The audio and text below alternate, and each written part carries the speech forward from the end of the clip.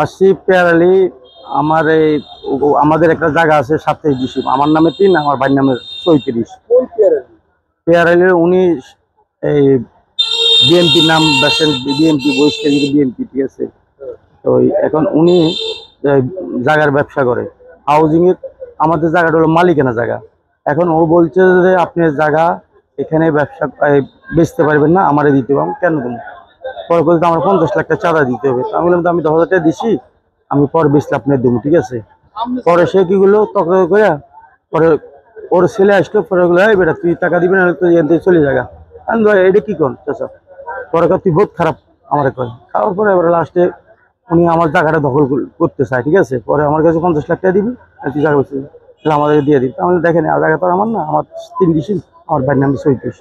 পরে লাস্টে ওই অঙ্গ সংগঠন নিয়ে আসিয়া, ওই যে মিন্টু পেয়ারালের ছেলে, ও নিয়ে আসিয়া চাপাটি দিয়ে আমারে এখানে কূপ, মিন্টু একটা কূপ দিছে, মিল্টন একটা কূপ দিয়ে, এখানে হাঁড়ুতে একটা কূপ, এই যে দেখেন হাঁড়ুতে একটা কূপ, ঠিক আছে, এই যে। হ্যাঁ, আর লাঠি দিয়ে ফিটেছড়া করলো, রড দিয়ে ফিটাইছে। তারপরে আমার ওয়াইফ গেছে, ঠিক আছে, আমার ওয়াইফেরও ঠেকাইছে। আমার ওয়াইফের ব্যাপার, আমারও বাড়ি দিয়ে খারাপ, আমার ওয়াইফের বাড়ি দিছে, কিন্তু আমার ওয়াইফের যাই দিছে মাপ চাই।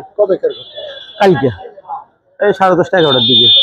তারপর খালি জমি আর রুম আছে আমাদের 6টা।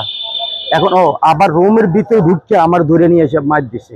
রুমটা চাপাটি দিয়ে কোবাইয়া দরজাটা খুলে আমরা মানুষ বেশি দেখছি ভিতরে, আমরা তো 3 জন মানুষ, আর কেউ না আমার এখানে। আমি, আমার ওয়াইফ, আমার মেয়ে, ঠিক আছে।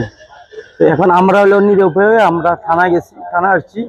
আর সেনাবাহিনী গেছে, বলছি সেনাবাহিনী গেছে, ওনারা রাইতে গেছে। হ্যাঁ, তারপর সেনাবাহিনীরা গেছে, বলছিল দেখেন উনি এখানে থাকবে, উনি দায় দেয় তারপর। কিন্তু উনি তারপর আমার ভয়, যেহেতু আমার দরজা সব কাটিয়ে লেগেছে।